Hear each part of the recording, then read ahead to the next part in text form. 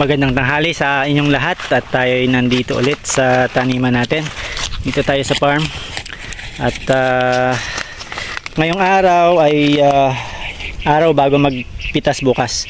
So bukas ay harvest time. Ayan yung status ng talong natin. At ang mga bunga, so far okay naman. Okay yung bunga dito. Maayos pa naman ang bunga natin.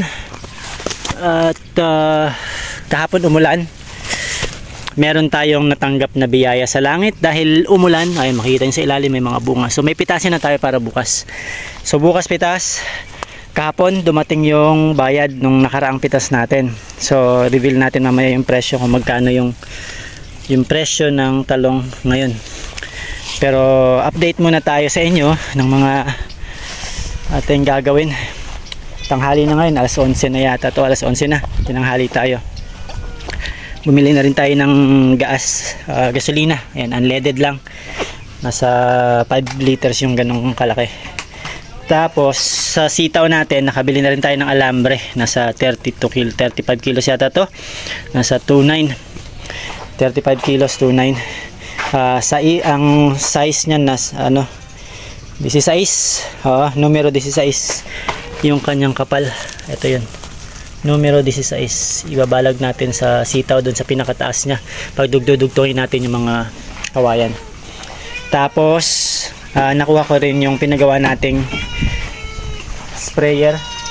Naayos na rin sa wakas yung sprayer natin kasi ito kumakalas to na lost thread tong parting to, kumakalas. Yung mga tornilyo na nawawala yan. So napalitan na. Tapos ito rin napalitan na rin to, yung part na ito, yan, itong buong section.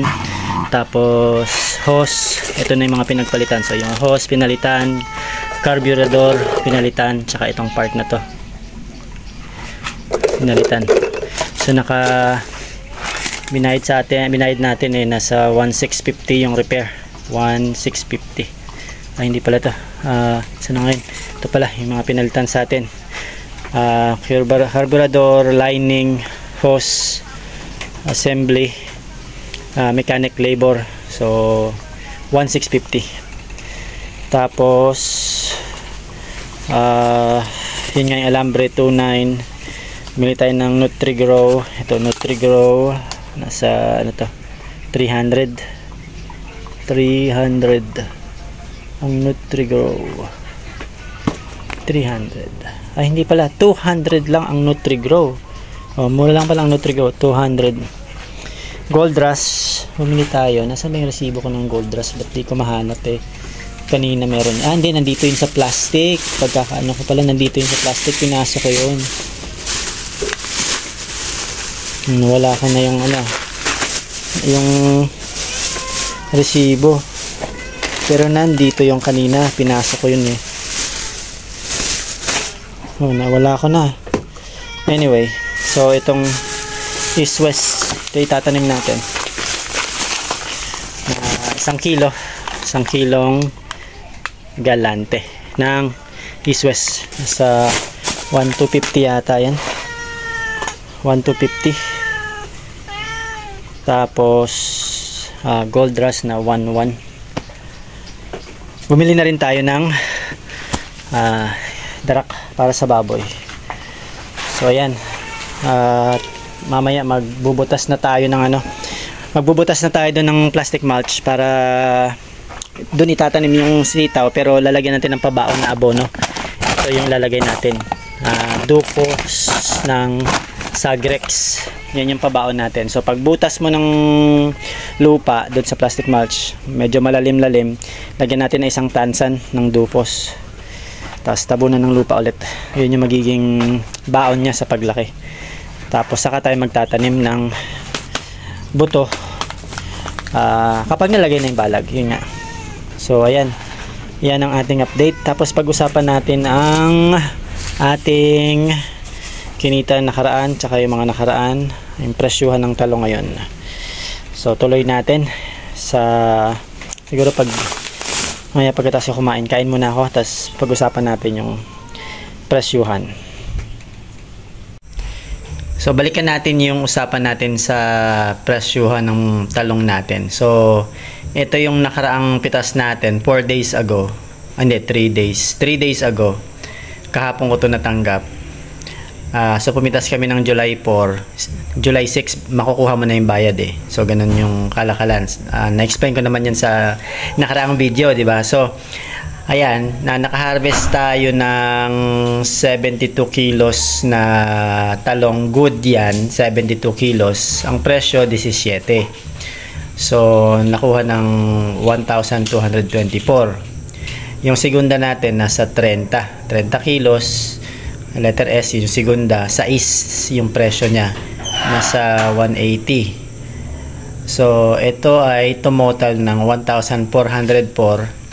Para sa total na harvest na 102 kilos total. So pinagsamang primera, segunda, yun na yung kita natin. So ganun ang presyo kapag medyo mababa, 17. Pakita ko sa inyo yung presyo natin ng mga nakaraan. Ayan. So noong April 17, yan, April 17, 2024, yung pangalan ko. No, pumitas tayo ng merong 146 na good. 146 na good talong, 25 pesos yung per kilo yon, 25 sa gitna. So pumatak ng 3,650 sa 146. Segunda, 33 kilos. Hindi nakalagay yung presyo doon ako magkano yun Basta yung siguro segunda 10 pesos. So 33 times 10, 330. Tapos may okra ako ng time na yun, 5 kilo. Nasa magkano ba to? 40 ang kilo nun. So 40 times 5, 200.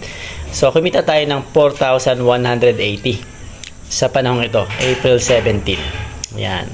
So yan yung medium price or mataas na yan, 25 kilos yung harvest natin konti lang, 146. So total 179 na talong, 5 kilo na okra. Pwede na, di ba?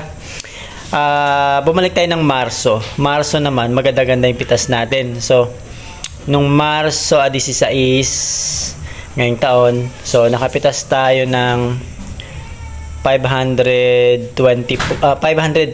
kilos na good. Nung time na yon ang presyuhan ay 30. Magandang presyo yung 30 na yan. So pumatak ng 16,560. Ang galing, di ba? Segunda, 248 kilos. 8 lang. Ang layo, di ba? So kung naging naging primera yung 248 kilos, nasa 8,000 na yan. Pero nasa 8 lang. So binigyan tayo ng 8 pesos, 1984. At may okra ako ng 8 kilo, 480. So nakakuha tayo ng 19,024 pesos nung March 16. So ganyan yung presyuhan. Pag magandang presyo, magandang ani. Pag marami ka ding pitas, halimbawa 500 kilos, 700 kilos, 800 kilos, 1 tonelada, daanin mo na lang sa dami ng ng pitas, dami ng bunga. Magandang kita sa gulayan. So yung mga gustong maggulay diyan, so ayan, sana maging inspirasyon sa inyo to, na merong kita sa gulay, meron talaga. So tiyaga, sipag, at matalinong hindi naman matalino, pero mag-isip ng paraan para makalamang tayo sa normal lang na pagtatanim. Isip tayo ng mga diskarte. Paano paramihin yung tanim natin? Paano pagandahin yung presyo? Anong diskarte? So pwede natin pag-usapan yan sa iba pang mga videos. So gumawa tayo ng separate na video. So yan ang pagtatalong. So kung gusto niyo magtalong, maraming pros, maraming cons, pero ang kita maganda. Okay? Maganda lalo na kung ganito. Ayan, kung nasa 30. Okay, so hanggang dito na lang ang ating video. Kung meron kayong mga katanungan, meron kayong comments, punta lang kayo sa comment box dyan sa baba. I-comment nyo na at magtanong kayo or magbigay kayo ng mga suggestions din. At gusto rin natin malaman kung magkano ang presyo ng talungan dyan sa inyo. Comment nyo na rin sa baba. So maraming salamat sa mga nanonood. At ako mahilig ako magturo at mag-share, kaya tanong lang kayo kung anong gusto nyong content, anong gusto nyo i-video natin next, at i-try natin gawin. So maraming salamat sa inyong panunood at suporta.